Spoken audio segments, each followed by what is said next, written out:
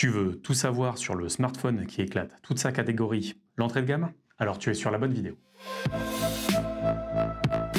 Et salut les moustachus, c'est l'Irad et dans cette vidéo nous allons découvrir ensemble ce nouveau smartphone entrée de gamme de la marque CMF by Nothing. Alors une entrée de gamme oui, mais une entrée de gamme sans concession. On va le voir ensemble, ce smartphone à moins de 300 € n'a pas à rougir de ses concurrents de moyenne gamme. Et pour cause, la marque Nothing met vraiment l'accent sur le premium, le design et la durabilité, le tout avec un tarif contenu. D'ailleurs, ça se remarque dès le nom. Là où son grand frère de l'an dernier s'appelait le CMF Phone, on a droit à un petit Pro qui vient s'ajouter au nom comme une cerise sur un gâteau. Je l'ai donc commandé le 7 mai sur Amazon avec des écouteurs sans fil inclus. Cela fait donc un mois que je l'ai entre les mains et il est temps de te donner mon avis. Je vais donc te présenter ce smartphone autour d'un bref unboxing, puis je te montrerai la partie logicielle propre à Nothing. Je tâcherai de te donner mes impressions et ce que j'ai décelé de positif, comme de négatif, sur ce smartphone. Ensuite, je t'expliquerai ce qui en fait le meilleur smartphone de sa catégorie et qui peut bien être la cible d'un tel produit. Enfin, je te parlerai d'un mystérieux chapitre de la vidéo que j'ai dû annuler. Et je te dirai évidemment pourquoi. Allez, embarquons sans plus attendre pour la présentation de ce smartphone. On remarque immédiatement sur la boîte le design minimaliste en pointillé qui ressort. Idem pour la boîte des Buds 2. On reprend un style simple avec la molette mise en avant. L'ouverture se fait via un opercule à soulever. À l'intérieur, on retrouve le boîtier des Buds 2 dans un petit film protecteur. Le boîtier est noir mat, mais il existe d'autres coloris. Je dois préciser tout de même que ce boîtier marque très vite au contact d'autres objets. La molette semble tourner dans le vide et n'avoir aucune utilité autre que pour le design. On note tout de même deux trous, comme pour faire passer une dragonne. Le design des écouteurs est sobre, et en ce qui me concerne, je ne trouve pas celui-ci particulièrement joli. La recharge se fait via deux pins visibles sur la tranche. Bien, passons maintenant au Phone 2 Pro. L'ouverture se fait via une languette d'ouverture facile, et le smartphone est logé sous un premier carton qui semble protéger efficacement.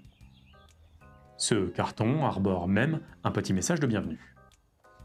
Comme pour les Buds 2, on a un petit film plastique à retirer. L'écran est une dalle AMOLED de 6,77 pouces jusqu'à 120 Hz et compatible HDR10+.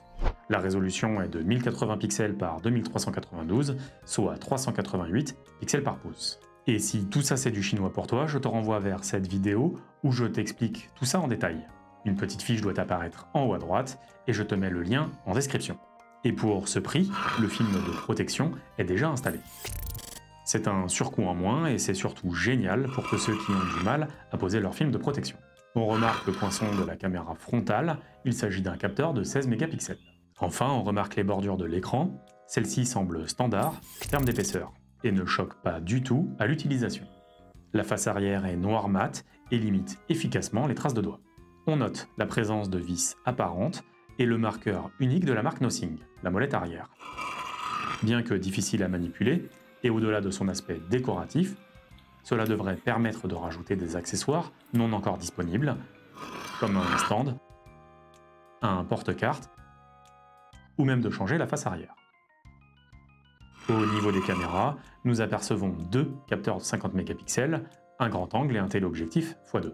Sur les tranches, on a le bouton volume à gauche et le bouton power à droite. On remarque un bouton supplémentaire situé en dessous, il est baptisé Essential Key et nous reviendrons dessus dans le chapitre suivant. Sur la tranche inférieure, on a un port de carte SIM. Notons toutefois que ce smartphone ne prend pas en charge l'eSIM. Cela fait maintenant quelques années que l'eSIM est installé, donc c'est un point négatif à mon sens. Malgré tout, c'est loin d'être rédhibitoire et j'utilise moi-même encore une carte SIM physique sur mon S25 Ultra. On a une absence de port jack, mais comme il est vendu en bundle avec des écouteurs sans fil offerts, je ne prends pas ce point en compte comme négatif. Au niveau des capacités techniques, on a un SoC Dimensity 7300 Pro 5G gravé en 4 nanomètres et cadencé à 2,5 GHz. Cette puce peut également compter sur 8 Go de RAM pour l'accompagner. Sans rentrer dans les détails, cette puce, qui est une version Pro, se paye même le luxe de dépasser ses concurrents d'entrée de gamme, comme le Samsung A16 par exemple. Le smartphone est également certifié IP54, c'est-à-dire qu'il est résistant à la poussière et aux éclaboussures. Il ne peut pas être immergé, on évite s'il te plaît de le laisser tomber dans les toilettes. Il mesure ses dimensions, et pèse 185 grammes sur la balance. Celui-ci possède 128 Go de stockage, mais tu peux l'avoir en 256 Go pour 30 € de plus. Il existe par ailleurs en 4 coloris différents. Niveau connectique, on est sur du Wi-Fi 6 et du Bluetooth 5.3. L'impasse sur le Wi-Fi 7 est dommage, mais le Wi-Fi 7 est encore très récent et pour de l'entrée de gamme, le surcoût aura été trop important. Enfin, ce smartphone embarque une batterie 5000 mAh avec une charge 33 watts. La batterie tient une journée complète en utilisation classique et plusieurs jours en passif en utilisation téléphone uniquement. Après la conclusion de ce test, je l'ai laissé 6 jours sans y toucher et malgré le Wi-Fi allumé, je n'ai même pas perdu 25% de batterie. C'est un excellent point. Bien, tu sais tout ce qu'il y a à savoir sur la partie technique, et avant de passer à ce gros morceau qu'est la partie logicielle, j'aimerais vraiment connaître ton avis sur les caractéristiques techniques de ce CMF Phone 2 Pro. Alors dis-moi tout ça en commentaire. Ce CMF Phone 2 Pro tourne sous NothingOS 3.2. Il s'agit d'un dérivé d'Android 15.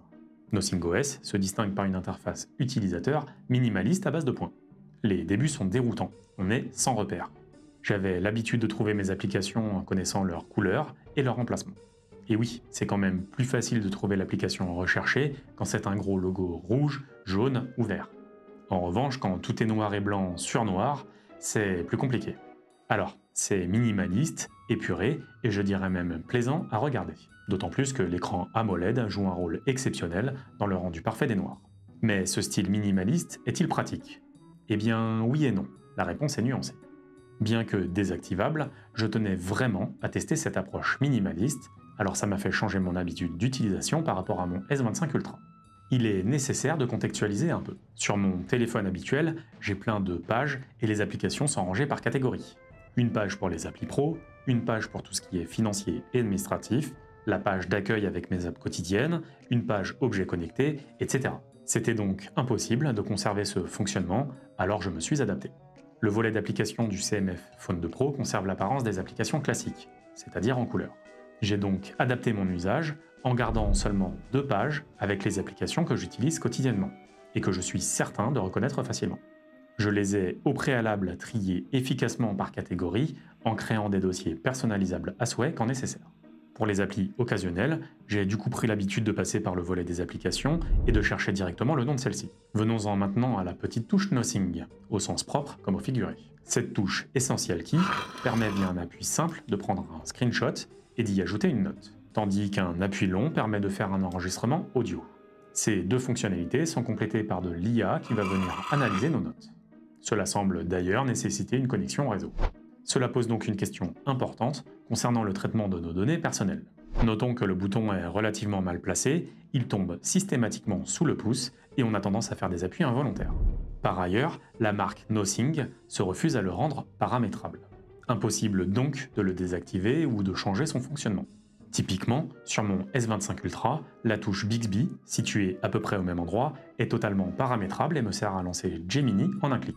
Finalement, entre son positionnement hasardeux, son IA intégrée et l'impossibilité de le paramétrer, ce bouton est tout sauf une réussite. Néanmoins, cette option peut très bien arriver au fil d'une mise à jour future, et il est également possible de bidouiller un peu et de changer le fonctionnement du bouton. Cependant, même si je ne doute pas que des utilisateurs d'entrée de gamme soient capables d'une telle bidouille, je doute en revanche que ce soit à la portée du plus grand nombre.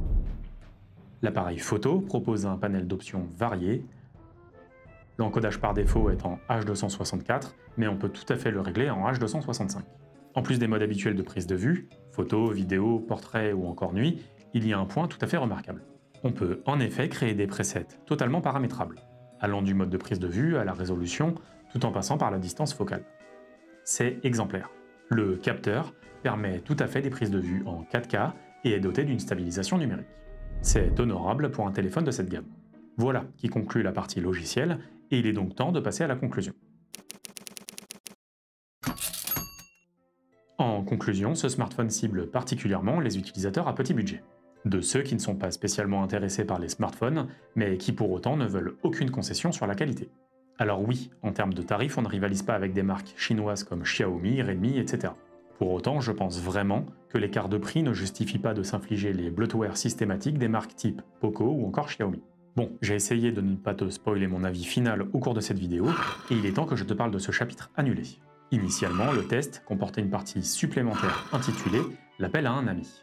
N'étant pas la cible d'un tel produit, j'avais imaginé proposer ce smartphone en test pendant 2 semaines à mon père et de le lui offrir ensuite. Sauf que voilà, plus je l'utilisais, plus le bouton Essential Key devenait une verrue sur son joli visage. Une véritable épine dans le pied. Je n'arrêtais pas de déclencher la touche de façon intempestive, alors oui, on peut bidouiller la touche, mais est-ce à la portée du quidam? Est-ce à la portée de mon père? Non, assurément que non. C'est pourquoi j'ai décidé de retourner ce téléphone. À contre-cœur, car oui, il a tout du smartphone parfait. Mais une marque comme Nothing, tournée vers le communautaire, qui n'écoute justement pas sa communauté, c'est rédhibitoire pour moi.